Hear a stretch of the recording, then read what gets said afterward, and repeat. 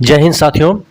DA arrears 18 महीने का जो कि भारत सरकार ने आपका डीए का जो एरियर है वो नहीं पे किया है, उसकी मांग समय समय पे होती रही है।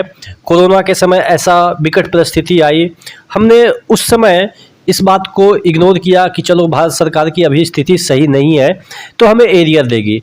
लेकिन चीज़ें जब पटरी पे आ गई, अब सब चीज़ नॉर्मल हो चुका है, तो जो हमारे हक का हमें नहीं दिया गया था उस समय, चूंकि परिस्थिति भी वैसी थी, हम लोग ने एक्सेप्ट भी किया था, मांगे नहीं की थी।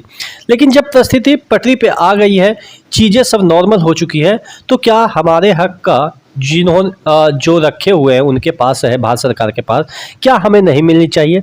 बिल्कुल मिलनी चाहिए।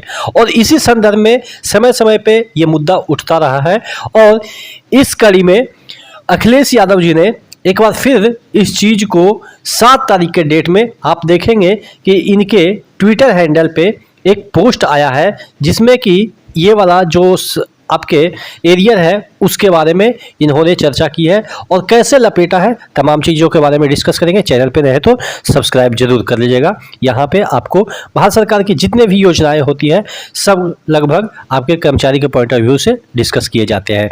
देखिएगा, ये वाला ट्वीट है वो आपके 7 अगस्त 24 को 9 AM यानी कि आज ही के डेट में ये ट्वीट हुई है। अब इस ट्वीट में जो आई है उसको कई सारे न्यूज़ चैनल ने इसको प्रकाशित भी किया है, प्रिंट मीडिया ने भी इसको प्रकाशित किया। कल तक ये आपके प्रिंट मीडिया में भी आ जाएंगे यानी कि पेपर वगैरह में। लेकिन जो चीज़ें मेन मुद्दा है कि जिसमें कि इन्होंने ट्वीट किया है, ये लंबा चौड़ा आपके लिए ट्वीट किया है और ये और भी अगले पेज में जाएंगे तो इसको भी इन्होंने हाईलाइट किया है कि केंद्र सरकार 18 माह के डीए का एरियर कर्मचारियों को नहीं देगी। ये वाला एक पेपर कटिंग भी इन्होंने शेयर किया है और यहाँ पे कहा है कि कर्मचारियों की मांग का ज्ञापन सरकार को मिला है पर फिलहाल एरियर अभी देना संभव नहीं है। सरकार के फैसले से कर्मियों में निराशा। अब देख लेते हैं इस ट्वीट में अखिलेश यादव जी ने क्या कहा है। देखिएगा, सरकार के वैश्विक आर्थिक महाशक्ति बनने के दावे का मतलब क्या ये है कि कर्मचारियों को उनके अधिकार का पैसा भी नहीं मिले? केंद्र सरकार द्वारा केंद्रीय कर्मचारियों को 18 महीने का डीए का एरिया देने से मना करना एक तरह की सरकारी गारंटी से इनकार करना है। यानी कि सरकार गारंटी देती है कि हम आपको ये देंगे, लेकिन वो चीज़ें नहीं मिलती हैं तो सरकार की जो गारंटी है उसको इनकार करना माना जाएगा। सरकार बताए लगातार बढ़ते जीएसटी कलेक्शन, बार बार आप देखेंगे कि जीएसटी का कलेक्शन बढ़ रहा है।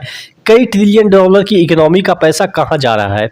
अरबों के जहाज, टपकते भवनों के लिए तो पैसा है, लेकिन सही मायने में सरकार को चलाने वाले कर्मचारियों के लिए नहीं है। सरकार कौन चला रहा है? हम ही लोग चला रहे हैं। देखिए, डिसीजन उन लोग का रहता है लेकिन वर्क तो हम लोग को नीचे ग्राउंड पे करना पड़ता है। तो वही कह रहे हैं अखिलेश जी कि कर्मचारियों जो कि सरकार चलाती है उनके लिए पैसा नहीं है। एक तरफ महंगाई बढ़ना, दूसरी तरफ महंगाई भत्ता न मिलना सीमित आय वाले कर्मचारियों की दोहरी मार है। हम लोग जैसे सी और डी ग्रुप के कर्मचारी जो है उनकी एक सीमित आय होती है। 1900 पे ग्रेड, 1800 पे ग्रेड पे ज्वाइन करते हैं, बड़े बड़े नगर में जाते हैं, कुछ भी नहीं बचता है। अच्छा चलो, मैं बचाने के लिए भी बात नहीं करता हूँ कि चलो बचेगा कुछ है, लेकिन एक स्टैंडर्ड लिविंग तो होना चाहिए ना कि हम सरकार के कर्मचारी हैं, वैसा दिखना तो चाहिए। साइकिल पे जाना, फेरी वाले से बकझक करना 2 रुपये के लिए, 1 रुपये के लिए, तो वो क्या दर्शाता है? हम लोग के स्टैंडर्ड को दर्शाता है कि चूंकि पैसे ही नहीं है तो क्या करें, वही चीज़ें करनी पड़ती है जो कि एकदम से लोअर क्लास के जो पीपल हैं वैसा ज़िंदगी हम लोग जी रहे हैं। तो वही कह रहे हैं यहाँ पे कि दोहरी मार है। घर की चिंता जब सिर पे हावी होती है तो कार्य क्षमता भी असर होता है। ऑब्वियस है, सही बात है कि 4-5 गो आपके घर में रहेंगे, आपका अकेला कमाना होगा और वेतन कितना होगा? 25,000 होगा। 25,000 में 5,000 6,000 आपके रूम रेंट में चले जाएंगे। 10,000 मुश्किल से इन हैंड कुछ बचता होगा, उसमें 5 लोगों का परिवार चलाना क्या पॉसिबल है? तो वही कह रहे हैं जिसका खामियाजा सरकार को भुगतना पड़ेगा। भाजपा की सरकारें वैसे भी चुनाव लड़ती है, काम तो करती नहीं है और जो काम करते हैं उनको उचित वेतन नहीं देती है।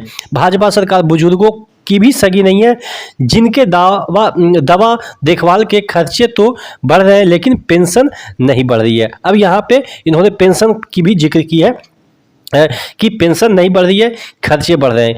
क्या सरकार ये चाहती है कि वरिष्ठ नागरिक पेंशन के लिए अनशन करें? रेलवे की छूट बंद करके वैसे भी भाजपा ने वरिष्ठ नागरिकों का अपमान सा किया है। रेलवे में जो छूट देती थी टिकट वगैरह में, उसको भी इन्होंने बंद कर दिया है।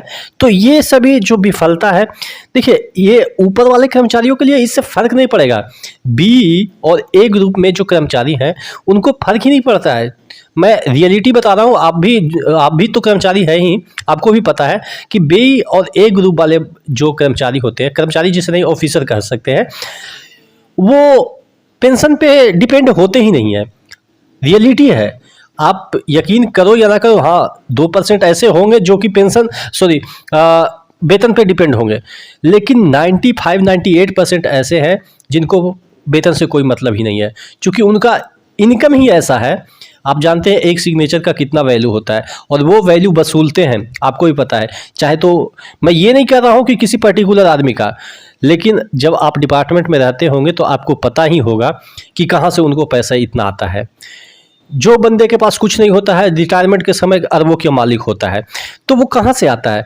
और उनके लिए ये सब मायने नहीं रखता है कि डीए बढ़ा, कि एरियर मिलेगा, कि क्या मिलेगा। उनको ये सबसे मतलब नहीं होता है, क्योंकि उनको इससे आमदनी तो है नहीं, बस ये चलो ठीक है, आ गया तो आ गया, नहीं आया तो नहीं आया। लेकिन हम लोग जो कि सी और डी ग्रुप में हैं, उनका तो पूरा ज़िंदगी इसी पे डिपेंड करता है कि 1% बढ़ जाए, 2% बढ़ जाए। 4 महीना पहले से दिमाग में लगाते रहते हैं कि डीए इतना बढ़ेगा, इंक्रीमेंट में 3% बढ़ेगा तो इतना हमारा बेसिक होगा। यही सब ज़िंदगी भर चलता रहता है हम लोग जैसे छोटे कर्मचारी का, और उसके लिए हम लोग के लिए यही चीज़ें काफ़ी बड़ी होती है। लेकिन हम लोग के बारे में तो कोई सोचता नहीं है।